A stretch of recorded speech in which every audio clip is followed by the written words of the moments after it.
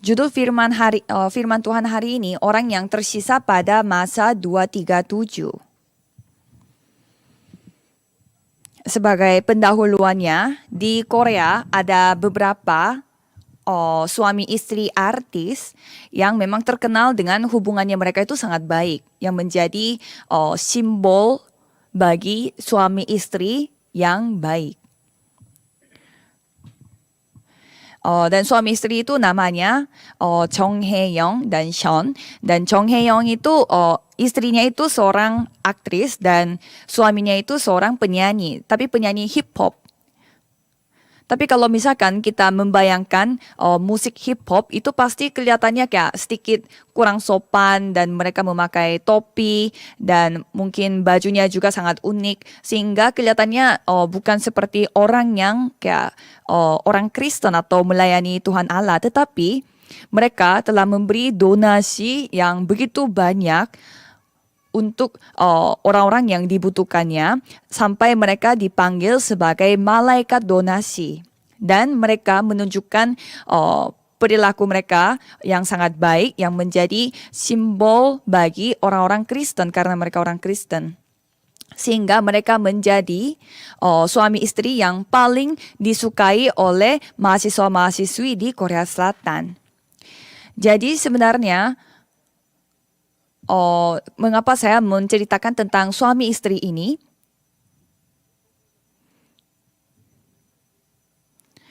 Kalau misalkan pada bulan Mei, itu bulan yang dimana ada hari raya khusus untuk anak-anak dan juga hari raya khusus untuk keluarga. Tetapi pada tanggal 21 Mei di Korea merayakan Hari Suami Istri.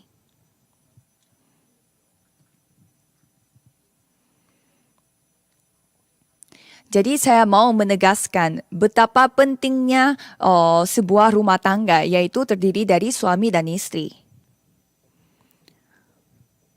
Karena rumah tangga itu, keluarga itu begitu penting. Karena itu merupakan sebuah platform yang akan melakukan penginjilan misi. Jadi sebenarnya siapa yang membuat rumah tangga, siapa yang membuat keluarga, yaitu Tuhan Allah. Tuhan membangun suami istri pada pertama kalinya, yaitu Adam dan Hawa, sehingga mereka bisa membentuk sebuah keluarga. Dan melalui keluarga tersebut Tuhan menggenapi karya Tuhan. Dan setan itu berusaha sekali untuk menghancurkan kesatuan rumah tangga tersebut. Dan setan itu akan melihat kita seperti singa yang mengaum-aum, supaya kalau ada celah dia bisa menghancurkan keluarga tersebut. Jadi bukan hanya di Korea Selatan, tetapi begitu banyak keluarga di seluruh dunia mereka sedang diserang oleh setan. Pada tanggal 10 kemarin kami mengadakan pelantikan Presiden Korea Selatan, yaitu Presiden Yoon Suk-yeol yang akan bertanggung jawab 5 tahun ke depan. Dia seorang Presiden Korea yang ke-20. Kalau kita melihatnya dengan pandangan politik, pada saat ini negara Korea Selatan itu sangat susah untuk menjadi bersatu. Karena tim yang mendukung Presiden Korea pada saat ini, mereka telah menang dalam pemilunya itu hanya dengan beberapa persen selisihnya. Sehingga pendapat mengenai pemerintah Korea pada saat ini itu menjadi terbelah dua. Padahal kita harus bersatu untuk memajukan bangsa.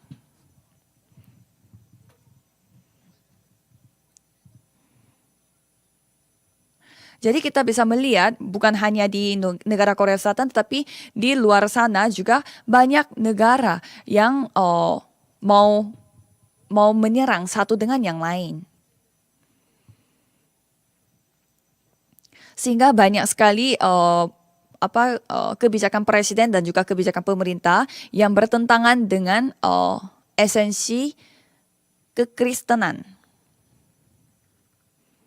Pada saat ini kami telah dihadiri oleh beberapa anggota pemerintah juga di sini.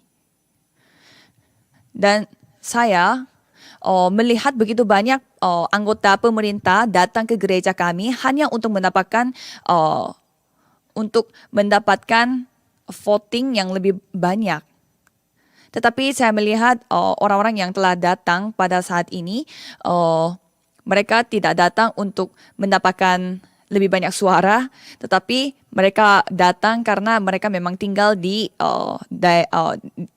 mereka tinggal di dekat daerah sini.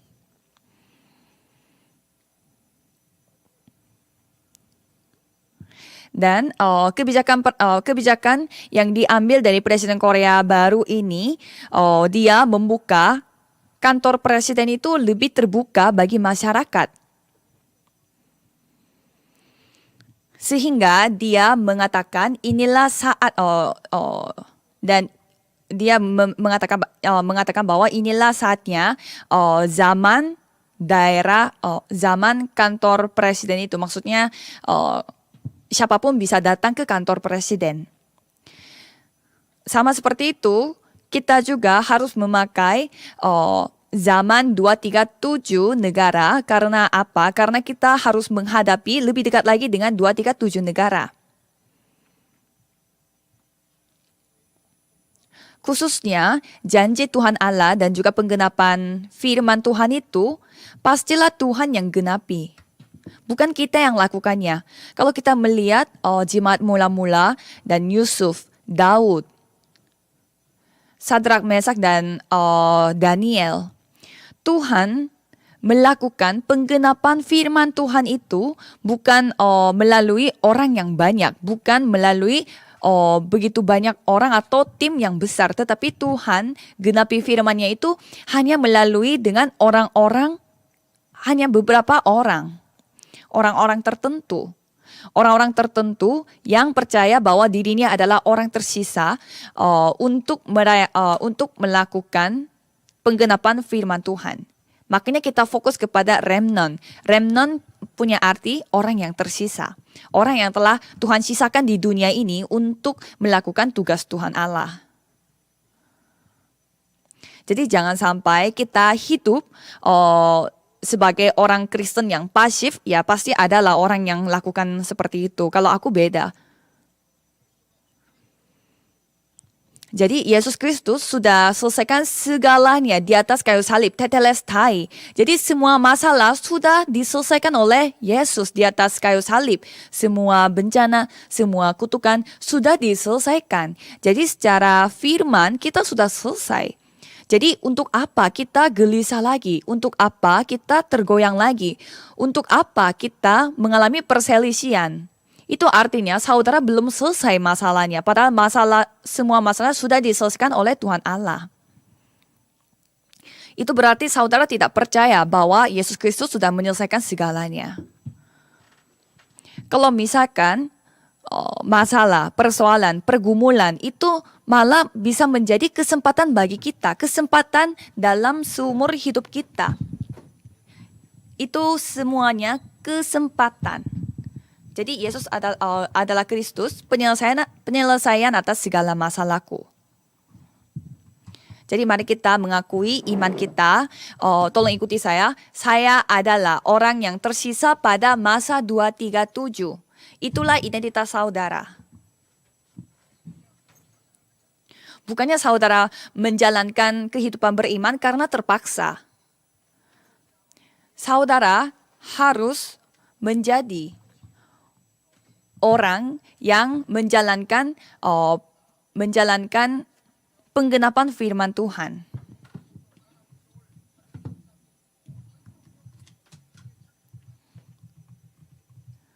Sehingga harus saudara menjadi tokoh utama dalam hal tersebut. Mari kita melihat ayat 1 dari Roma 11 ayat 1. Dari Roma 11 ayat 1.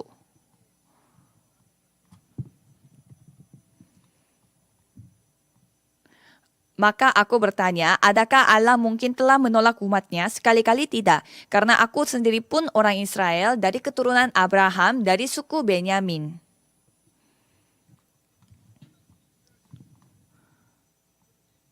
Jadi rakyat Israel, mereka menganggap dirinya adalah orang pilihan Tuhan Allah. Tetapi mereka tidak sadar bahwa Tuhan sudah mengirimkan Mesias, yaitu Yesus Kristus. Tapi malah mereka menyalibkan Yesus karena mereka tidak percaya bahwa Yesus adalah Mesias.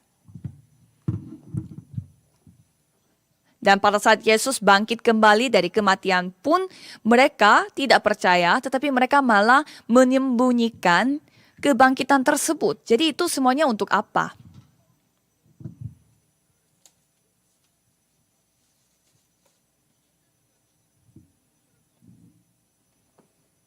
Jadi kalau misalkan kita pergi ke negara Israel pada saat ini pun, mereka tidak boleh menginjil, tidak boleh kita mengatakan Yesus.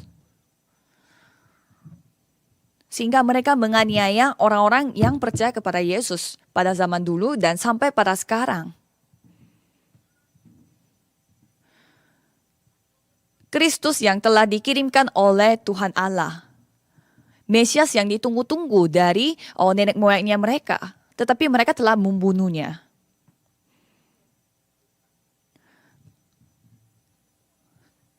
Kalau kita melihat Rasul Paulus, dialah salah satu orang dari para penganiaya sebelum dia bertemu dengan Tuhan Yesus di Damsyik.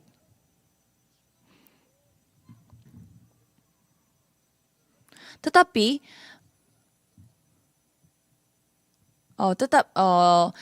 apa yang dikatakan oleh Rasul Paulus melalui ayat 1 pada hari ini, bahwa Tuhan tidak pernah membuang dia pada saat dia menjadi seorang penganiaya. Oleh karena itulah Tuhan tidak akan membuang juga para rakyat Israel walaupun mereka saat ini belum percaya kepada Tuhan Allah.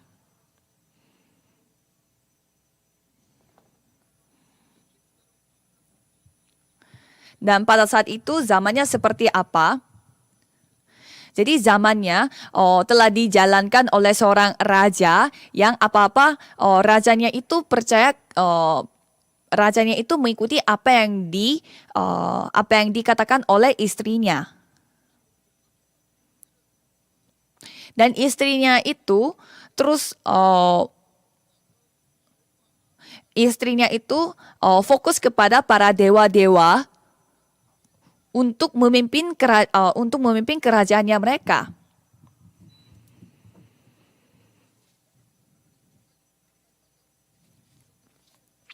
Karena istrinya raja tersebut, dia menyembah Baal dan Asera. Dan oleh karena itu pada zaman itu orang-orang yang menyembah Tuhan mereka dianiaya dan kerajaannya mereka penuh dengan penyembahan. Penyembahan bukan yang baik tetapi terhadap berhala. Di kondisi yang seperti itu kalau kita melihat satu raja-raja di sana, Elia, mereka melakukan memberi sebuah tantangan kepada para nabi-nabi palsu, nabi-nabi yang menyembah Baal dan Asera. Total 850 orang. Jadi mereka menentukan siapa yang Tuhan Allah yang benar, apakah Tuhan Allah kita atau dewa-dewi yang mereka sembah dengan Baal. Dan pada akhirnya apa yang terjadi? Elia yang telah memperoleh kemenangan. Dan kalau kita melihat ayat 3, Tuhan, nabi-nabimu telah mereka bunuh. Mesbah-mesbahmu telah mereka runtuhkan. Hanya aku seorang dirilah yang masih hidup dan mereka ingin mencabut nyawaku. Jadi rasanya di mata Elia itu hanya dia sendiri, dia seorang diri yang harus menantang rakyat Israel. Tapi terhadap teriakannya Elia, apa yang dikatakan oleh Tuhan Allah di ayat 4, tetapi bagaimanakah firman Allah kepadanya, aku masih meninggalkan 7.000 orang bagiku yang tidak pernah sujud menyembah Baal. Jadi maksudnya bagaimana?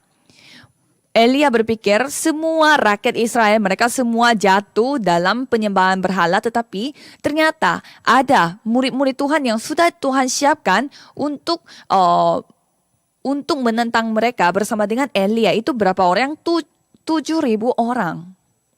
Jadi kita tidak pernah sendiri. Janganlah saudara berpikir seperti itu. Saudara harus membuka mata rohani saudara. Itu semuanya ketidakpercayaan saudara. With, yaitu kebersamaan, Immanuel dan oneness, kesatuan. Tuhan bersama dengan kita, Tuhan beserta kita, dan saudara harus menikmati kebersamaan, kesertaan Tuhan Allah di setiap saat kita. Dan kalau kita melihat ayat 5, di sana berkata, demikian juga pada waktu ini ada tinggal suatu sisa menurut pilihan kasih karunia. Jadi Paulus mengatakan pada saat ini pun Tuhan telah menyisakan orang-orang yang akan dipakai oleh Tuhan seperti Tuhan sudah mempersiapkan 7.000 murid-muridnya untuk Elia pada zamannya Elia. Orang-orang tersisa ini sebenarnya siapa? Kalau kita mau menjadi orang yang tersisa, apakah kita bisa menjadi orang tersisa? Orang tersisa ini bukan dengan kemauan kita, tetapi pasti akan dipilih oleh Tuhan Allah. Ciri-cirinya adalah Tuhan sendiri yang pilih. Itu siapa? Dan itu adalah kasih karunia Tuhan. Kalau gitu siapa orang tersisa untuk pada zaman 237? Yaitu saudara yang memegang perjanjian.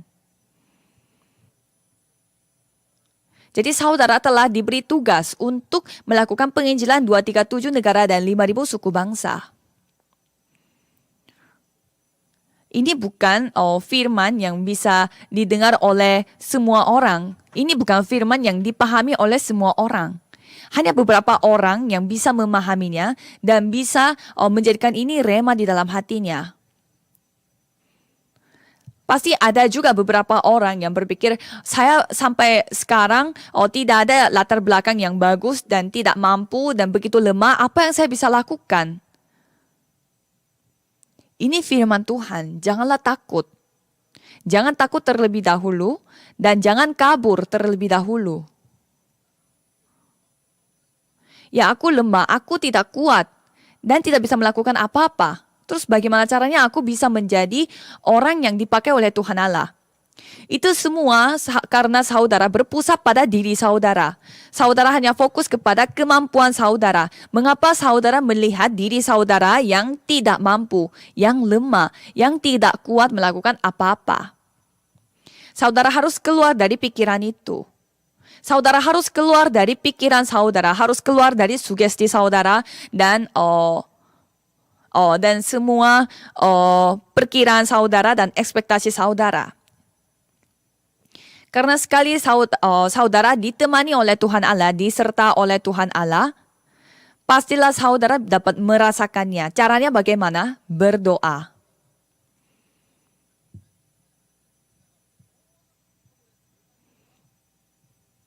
Apalagi seorang yang akan menjalani perjalanan perjanjian, pasti dia memiliki rahasia doa. Kalau kita menceritakan segalanya kepada Tuhan Allah, pastinya Tuhan akan menjawab doa-doanya. Jangan memakai waktu saudara untuk gelisah, untuk khawatir. Tadi pujiannya mengatakan apa? Kuasa yang memerintah langit dan bumi itu adalah Tuhan Allah. Tuhan Allah ini Bapa kita. Segala hal ada di dalam tangan Tuhan.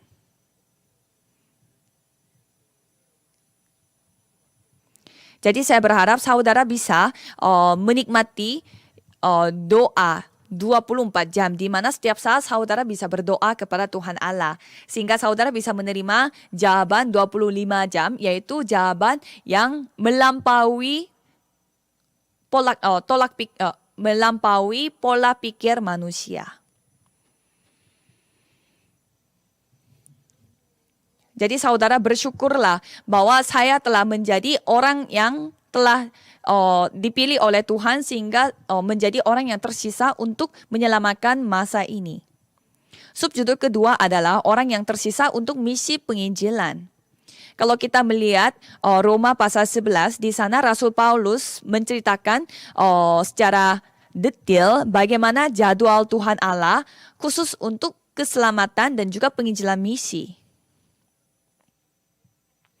Jadi Rasul Paulus menyaksikan rakyat Israel mereka bisa mengambil jalan keselamatan tersebut, tetapi mereka tidak mau percaya akan keselamatan itu. Mereka menolak Injil itu.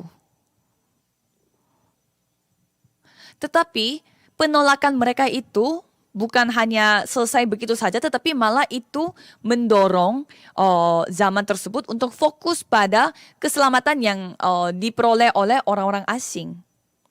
Kalau kita melihat ayat 11 dan 12, maka aku bertanya, adakah mereka tersandung dan harus jatuh? Sekali-kali tidak, tetapi oleh pelanggaran mereka, keselamatan telah sampai kepada bangsa-bangsa lain, supaya membuat mereka cemburu.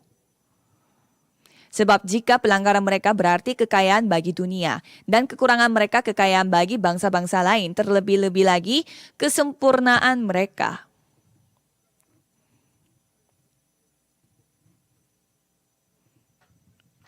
Jadi, kalau misalkan saudara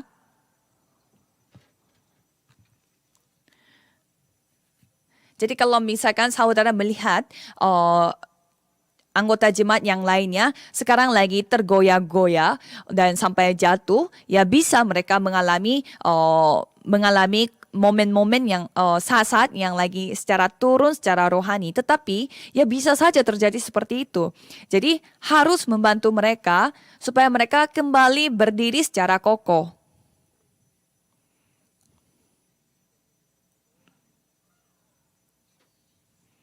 Jadi Rasul Paulus melihat dengan penolakannya orang-orang Yahudi, malah itu mendorong orang-orang asing percaya kepada Yesus Kristus. Jadi sama seperti itu, mungkin sekarang orang-orang Yahudi, orang-orang Israel, mereka tidak percaya kepada Tuhan Allah, tetapi pastilah ada saatnya di mana mereka akan percaya kepada Tuhan Allah.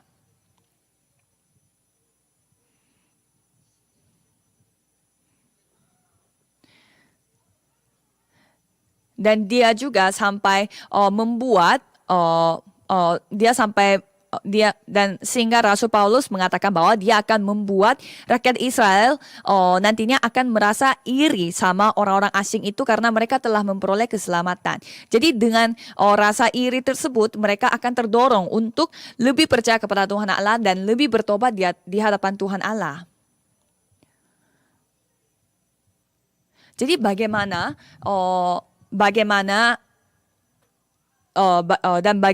Rasul Paulus berpikir seperti itu? Karena pada saat itu orang-orang asing mereka memperoleh keselamatan terlebih dahulu melalui percaya kepada Yesus, dan itu yang malah mendorong rakyat Israel merasa iri dan merasa bingung dengan hal tersebut, sehingga mereka jadinya ingin percaya kepada Yesus juga. Kalau kita melihat ayat 25, sebab saudara-saudara supaya kamu jangan menganggap dirimu pandai. Aku mau agar kamu mengetahui rahasia ini. Sebagian dari Israel telah menjadi tegar sampai jumlah yang penuh dari bangsa-bangsa lain telah masuk. Jadi kalau misalkan orang asing sudah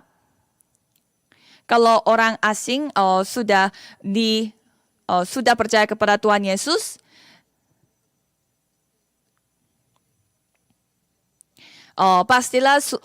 pastilah Tuhan akan mempersiapkan jadwal di mana orang-orang Israel pun akan percaya kepada Tuhan Allah. Jadi inilah mujizatnya Tuhan Allah. Kalau sekali saudara membuat jadwal, sekali Tuhan Allah membuat jadwal di mana kayak itu kehendak Tuhan Allah, maunya kapan, pasti Tuhan akan genapi. Jadi kita tinggal percaya saja. Tetapi Rasul Paulus tidak tahu seberapa banyak orang-orang yang asing itu akan kembali kepada Tuhan Allah. Dan di Alkitab pun tidak mengatakan berapa jumlahnya. Sehingga hanya Tuhan sendiri yang tahu kapan rakyat Israel itu akan menerima Yesus Kristus. Oleh karena itu, Injil sejati Yesus Kristus akan terus fokus kepada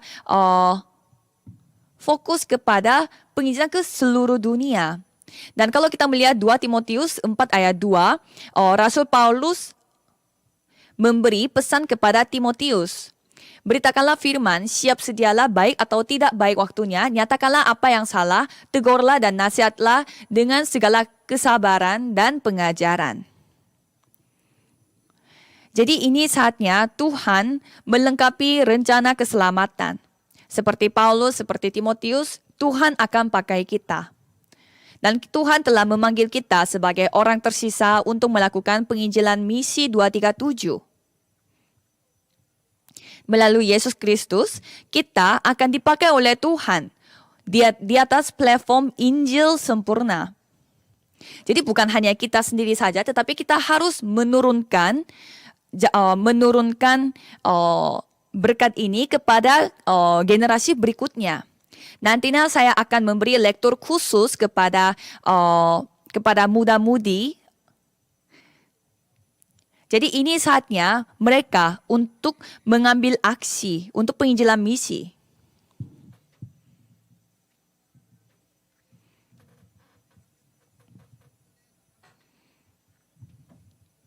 Jadi caranya bagaimana? Muda-mudi yang akan mempersiapkannya. Dan mereka akan, jadi saya juga telah mempersiapkan judul di mana mereka adalah pengintai 237.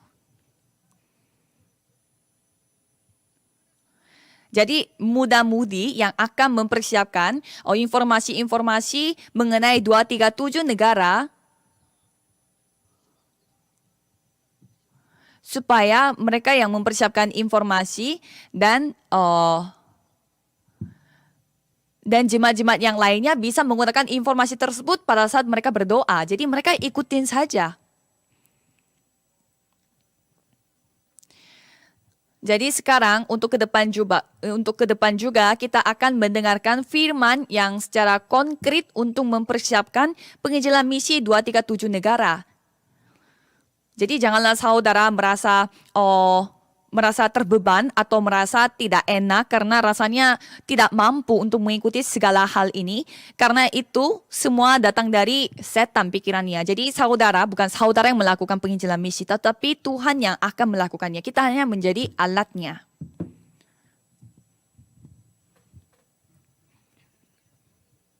Kesimpulannya adalah seorang misionaris di Afrika sampai ia dipanggil sebagai seorang Bapak Afrika. Dia bernama David Livingstone dan dia mengakui seperti demikian. Banyak orang mengatakan bahwa saya telah mengabdi, maksudnya saya telah berkorban untuk melakukan penginjilan misi di Afrika. Katanya saya berkorban atas waktu-waktu yang saya pakai untuk penginjilan misi di Afrika. Tetapi itu bukan pengorbanan, tetapi itu adalah hak khusus. Jadi seperti apa yang diakui oleh David Livingstone ini, apa yang saudara lakukan, pengabdian.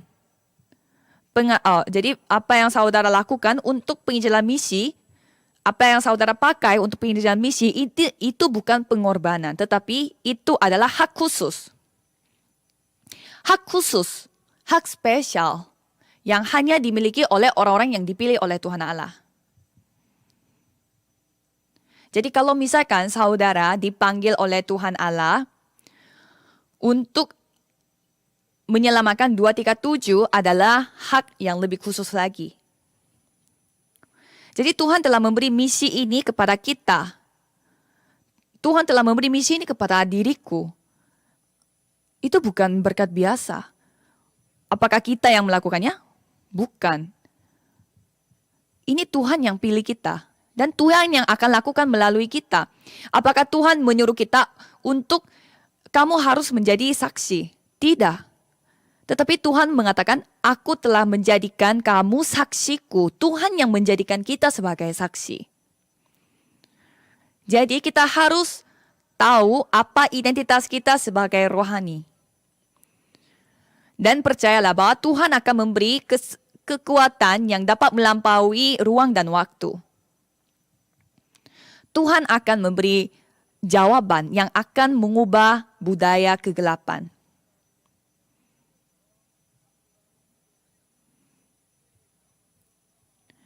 Jadi saya memberkati saudara sekalian supaya saudara bisa menjadi orang-orang yang dipakai oleh Tuhan untuk penginjilan misi. Mari kita berdoa. Tuhan, terima kasih karena Tuhan telah memakai kami sebagai orang tersisa yang akan menyelamatkan masa 237 ini. Dan kami percaya bahwa ini adalah perintah dari Tuhan Allah. Oleh karena itu, biarlah kami fokus untuk menjadi tokoh utama dalam penginjilan misi 237 negara ini. Mari, dalam nama Yesus Kristus kami berdoa. Amin.